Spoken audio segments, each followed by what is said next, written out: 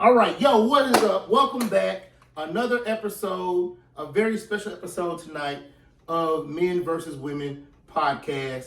I'm L. I'm JB Truth. And we are back again, man. We want to start off telling everybody happy holidays. Hope you had a wonderful Christmas.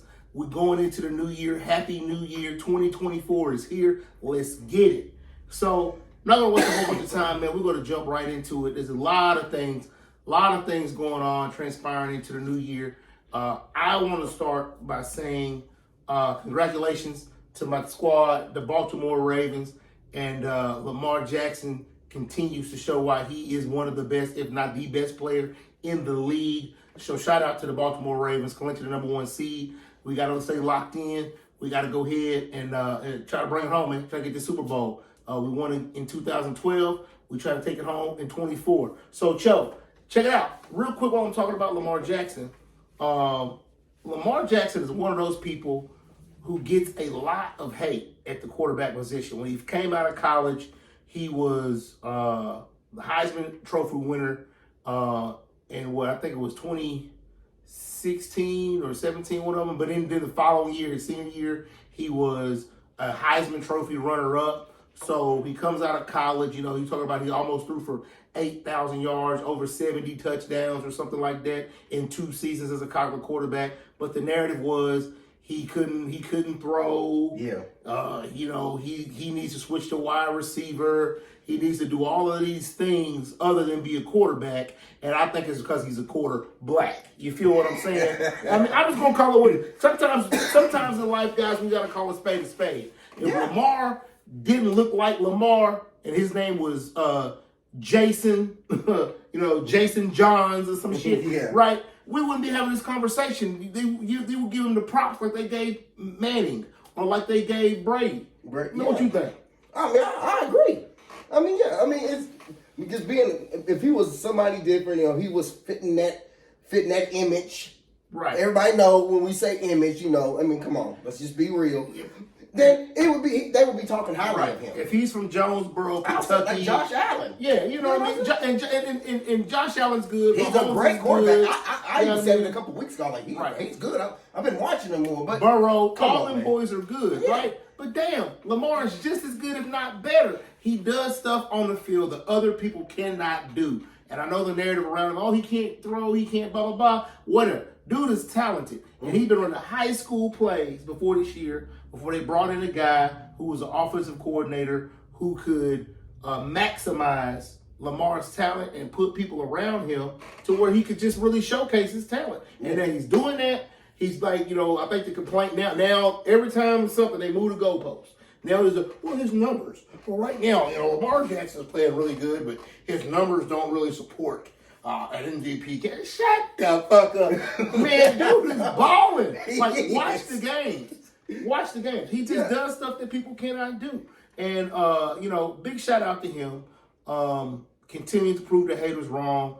I wish him and the Ravens the best of luck because they're my personal squad. But just in life, man, I like to see somebody who is constantly the underdog, constantly gets the goalpost moved, and he still continues to thrive. So that's something we all can learn from. And that's my little soapbox for my Baltimore Ravens. And I'm not even a Baltimore Ravens fan, up, baby. But I agree. I agree, sir. Man. They quit sleeping on him.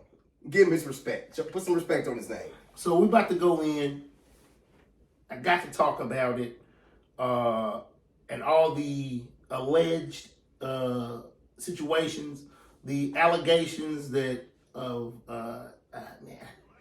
black folks, we can't have nothing. We can't though, man. Not the pastor, the Bishop TDJ is the power bottle. Bro, we said the gym earlier, he said power bottle. I said, is that what his man? Man, what the fuck? Let me tell you something. What the fuck is a power bottle? I don't know. You understand what I'm talking about? No, I can imagine what a power bottom. If a man said something to him, if it was a man involved, they called him a power bottom. Bro, come on, bro. That my man. They said my man is down at the freak off, at the Diddy freak offs. You know what I mean? Then they posted some. There was some questionable little situations. I found my man dude dancing and going off to the Beyonce and pastor looking at him like a Sunday dinner steak. You know what I mean? Like, oh, what you doing, pastor? Come on, baby. Bishop, whatever. You know what I mean? Guys, get it together. I don't know. Again, all this stuff is alleged. I don't know. But I just... Man, come on. Right now, it just seems like, there is a barrage, an assault on entertainers, and specifically who look like me. You know what I mean? But just say it. You want to say it? Black entertainers. Hey, man. I mean, like, it's out there. We've been talking about it. That's what it's looking like, man. It's looking like, and let me tell you, a lot of people will deny that that's the thing, racism and all. That's all the white man's not holding you back. Man, let me tell you something. We live in a society that has shown itself since the days of chattel slavery, since Jim Crow, since the civil rights era. That's 3 major categories right there. Yeah. That tell you there has been a societal issue with black people in America, against black people in America. Yeah, and just moving forward. Right. Like, they say, that's old times and all that. Yeah, okay, I understand that's old times, whatever. Look, y'all need to move on. We're trying to. But at the end of the day, y'all say y'all gave us freedom, but how much? Right. It's like there is a limitation and how far you can go. I think Chris Rock hit the nail on the head many years ago in one of his stand-ups. He said, when you're white, the sky's the limit. When you're black, the limit is the sky. You know what I mean? Yeah. So that remains true. Is there a conscientious effort to suppress black? I don't know. You tell me. Don't take my word for it. Just look at the scenario. Look at what's going on in society. Look at what has been going on specifically in America. You feel what I'm saying? We've been marching, singing, dancing, tap dancing, playing the fruit, washing cars, whatever we can to get some equality in this motherfucker. And we just ain't gonna get it. It is what it is. So with that being said, look, power bottom, we praying for you, fam. I don't know if it's true. I ain't gonna spend a whole bunch of time talking about it because I don't know anything about it other than what's been said. We hope you get that straightened out, fam, and keep on praying and praying for folks and maybe don't lay so much hands. Maybe lay off on laying the hands for a little while. You feel me? Till we get everything figured out. But we praying for that situation, and that's it. All right. So one of the things that I also wanted to talk about tonight, man, just kind of point out some stuff that's just around. JB, what do you think? Because I've seen it all over social media recently. It's been a hot button topic.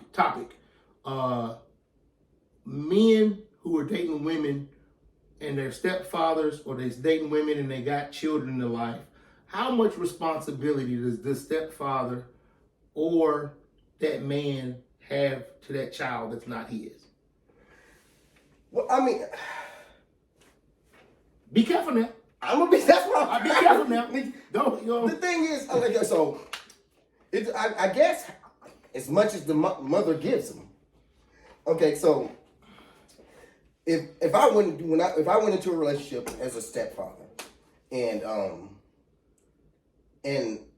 it depends. I guess it's based on how old the kid is too. Yeah. You know what I'm saying? Because if you're going in at 3, 4, 6 months, and he's already 2, and he knows his father is his father in his life. If his father locked up, is his father present, and just neglecting him. And then you went in there with an understanding, and she let you know, like, at the beginning, if you get in this relationship with me, you in a relationship with my child too. Right. You know what I'm saying? And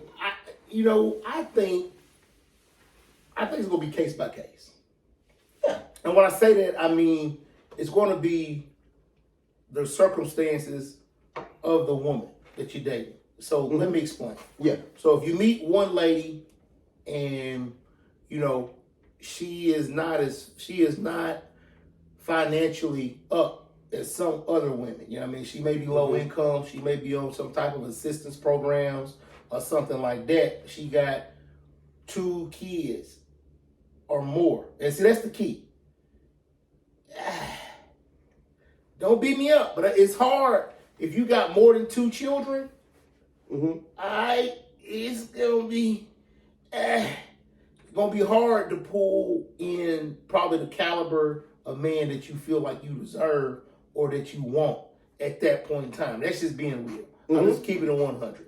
All right, don't beat up the messenger. But I'm not saying it's not out there. There may be a man who'd be willing to come in and take on, 3, 4, 5. Hey, you know what I'm saying? You know what I mean? Cause 4 or 5. Okay, so, but what if that's based on if it's the same day or and like how would you look at it? Okay, so you walk and you see a woman and she wants to give her you bad. You met at the club or something like that, and she ain't told you about the 6 kids that was at the house, right? And she was like, you bad, and she was nice and everything, and you went and met her kids. The kids was nice, respectful, everything. Man, could you see yourself being with that woman? Now look here, and you ain't got no kids. Put it that way. You ain't got no kids. All right. It's going to be a no for me, dog. I'm just going to say it's going to be a no for me, dog. But what? I'm just going to be honest, because if you got 6, and I know 6 is the extreme, but they are out there. Oh, I know so. They out there, and if you got the 6, it's gonna be a no for me, dog. Because I'm coming in, and you telling me that this is if I had no children. I'm coming in like you looking at me like a Scooby snack. Oh yeah. You know what I mean? You looking for somebody who's gonna bring something up in the crib. Yeah. Food, diapers. Yeah. You feel me? Some monetary gain. It's like, man, and I didn't work. And if I'm at a certain level, I'm not working for your kids. They're not mine. Yeah. You feel me? I'm trying to build something new, fresh with maybe somebody else. So that wouldn't even be the option. Nah. We can be friends. We can, I'm cool whatever. with you. I'm gonna give you advice. I'm gonna support you. And I'm gonna friend zone you. Yeah. Like you stalled me back in high school, I'm stalling you now. Okay, say if you was in a relationship with a female with one kid, and the kid about 2 years old. Okay, Father's not present. That's dramatically different. That's because, and let me tell you why it's different. Because if you're a man of means, and I'm speaking from a perspective of a man, and when I say of means, this doesn't necessarily mean the high value man, the rich dude. I'm talking about just the guy who's working, providing for himself, car, place to stay, steady income coming in. He handling his business in life. I can develop a relationship because it's just the one child, right? Yeah. And I understand that getting to know you is also accepting of that child. Yeah, singular. Now you got 2. Okay. But one's older. Say if one was older. Say if you got a 12-year-old and then a 2-year-old, you ain't got it's different. It's different because you know what I'm saying? 12 children are developed. They're starting to develop into who they're going to be. Overall, and you can kind of at times provide guidance, but you're not going to be really looked to raise them. Yeah. You feel me? Because at that point, mom has got a pretty much locked in on the development, the direction child's going to go at that point. Again, coming in, you may be able to provide some guidance and some assistance. And if you choose to do more, you just choosing to do more. Yeah. But when the child are babies, they're young, I'm going to say under 5 and under, you might maybe expand that to 8 or 9, but somewhere in there, they going to be looking at you, especially if you're going to be around, they going to want you to do. Because the child is, whether you want to or not, they're going to gravitate towards you. How many times you just chilling and you've been somewhere, just kids in general, it has nothing to do with dating, but if you sitting there and you chilling, they going to come up to you, right? They going to try to figure you out and then starts some type of relationship there with the child. Yeah. And if you dating their parent, dating their mother specifically, man, them kids they gonna come up with their toys in your face. Yeah. They gonna come up with the arms up for the hug and all that. What you gonna do? Knock the little nigga down? You know what I mean? So that's what I'm saying. So when it comes to that, and you gotta look at the man part of it too. You know what I'm saying? You're on that side and you're providing, you're doing that, and then it comes with her going to work and you gotta watch the kids. And you're sitting in there like, sometimes as a man you think like, I'm sitting here raising another man's kid and I could be out. If you ain't got none of your own, right, and you raising this kid, like, man, what is going on? And the mental part of it, and then you getting scorned, you getting yelled about a woman. Why did you do this? Why did you clean up? What the kid? Why you let him do that? But I'm like, hold up. And I'm feeling like, again, bro, that's gonna be like a case by case. You feel me? I think it really boils down to the man and the position that man is in financially and the position that woman is in financially. Because anybody, the more you go up the ladder, you start getting to 60, 80, 100, 100 plus, 200.